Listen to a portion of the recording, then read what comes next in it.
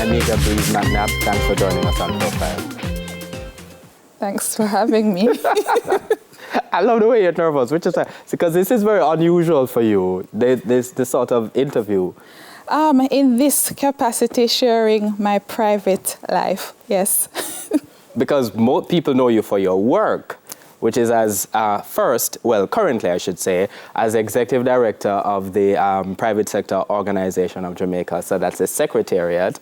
And previously in your work as Executive Director of the Jamaica Manufacturers and Exporters Association. That's correct. As well. And before that, before the associations merged? Before the associations merged, yes. So that's the Jamaica Manufacturers Association. So when we talk about the Secretariat, people are much more accustomed to the business leaders who are, I would call them perhaps a little bit more outward facing. So what's the Secretariat for people who might not know? So the Secretariat, we're the ones who do the work. Let me just put it like that. So we have different units. So whether it's the research that is required, whether for the advocacy that we do, you know, all the things you'll hear some of our presidents say, the positions that come out, we are the engine behind what happens. So you would even hear recent things about Project Star. You know, we're the people behind making those things. But we're not necessarily the face, we are behind the scenes. So we have a structure where you have, you know, your president, your executive, or your board, and they're the ones who are always out there, but we are there and we're the support structure for getting the work done. So you make them look good and you make them sound good, in other words. We make them shine and we ensure that we are doing the national development work and the mandate that we are set out to do, yes. And a big part of this is policy development overall. When you're appointed to the post, moving from the JMEA to the PSOJ, the president said that you are really good at fostering certain kinds of relationships. Where does that come from? Well, I would say probably from my mother, actually. I always grew up, you know, in these different traveling, going to these different places, networking with different people, even with my grandmother, you know, traveling all over the country because she used to work with UDC and we used to go into these communities. So from a young age, I was around a lot of people and I had to, you know, be communicating and just understanding people at different levels. So when I had to transition into work, now I think people used to say I was very relatable. So I was able to relate to my staff, no matter what demographic they were from, and I was able to relate to persons at the highest level as well and just be able to communicate and for just to get the things done and just understanding. So I was able to just move based on, very relatable, just based on who I needed to communicate with. And you have quite the history to be able to relate to people from different levels.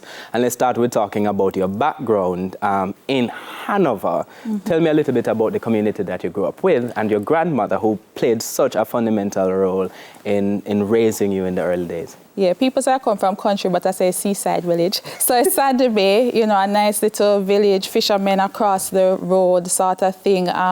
Very closely knit at the time. So was there with my grandmother, but, you know, I used to go in the summers to Patty Hill, where my great-grandmother and my grand-aunt was from as well. So really grew up rural, you know, you have your bucket of water sort of thing, carry your bucket of water, pit toilet, all of those things that people don't know, but yes, it was real for me. But most of my time in Sandy Bay with my grandmother, and as I said, you know, she was really an inspiration because I saw her doing like social development type of work, how she used to try to uplift community and people, whether starting bee farming and stuff like that. Because she worked with the urban development. She worked with the UDC, so we used to just... Urban Development Corporation. Yes, that's correct. So I had that influence on me, you know, about, you know, national development and just giving back and wanting to see better for people.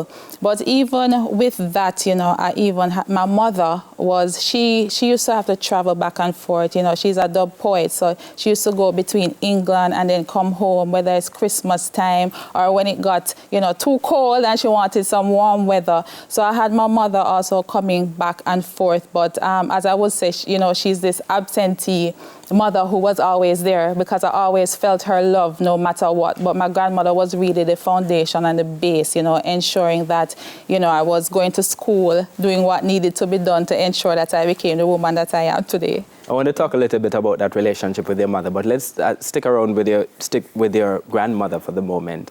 What was the community like when you were growing up? Still a very rural community, still a fishing village, obviously. Yeah, I mean, growing up, it was, we had neighbors, we were all close, we went to the same school, whether it was the all-age school by the creation ground, like 2 minutes away from where you live, or we went to the same primary school. So when I went to Bethel All-Age and Primary, we would all be there together, very close in it, as I said, right across from the sea. So like every day, people used to call me, what you call it now, wet rat, because I used to always be going over to the beach just after school and just go and swim. On the weekends, you would just find us across the road, swimming. So it was like that. We're very neighborly. We had next door neighbor who was like a carpenter, and all of us used to just play together and go around and build things. Or we're on the road and we get our bicycles and all of us just start riding around the community. So it was that close-knit, and that's what I grew up in. We just neighbors. You come across, you're playing dolly house,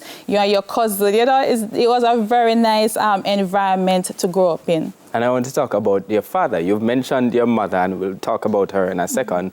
But your father, you don't mention him. Why is that? Well, I never really grew up with my father. My first memory of my father, as I would tell people, is he came to take me away to live with him. So my first memory was my mother saying, no, you can't carry her go anywhere where you're going. Right, so that was my first experience with my father. But my father is, a lot of people don't know this because I have the name Breeze, because my mother's first husband basically adopted all the kids. So we got his name. But my father is actually a Gordon, Archie, from Clarendon. And, we would have had very few interactions growing up. My mother ensured that I met him, yes, but I probably have interacted with him around 7 times or so that I have been to see him. I've tried to develop a much closer relationship now with him. I do know my siblings, some of the siblings from his side, but I still admire him because if it wasn't for him, I would also not be here. I see the fact that, he's a farmer. He's living honestly off the land, and doing his thing. And from what I've seen from him, he's a humble person. So I figure some of my qualities must also come from him. So yeah, and the Rasta thing too, I also carried that through as well because he is a Rasta. So I want to talk about your mother now. You mentioned her briefly there.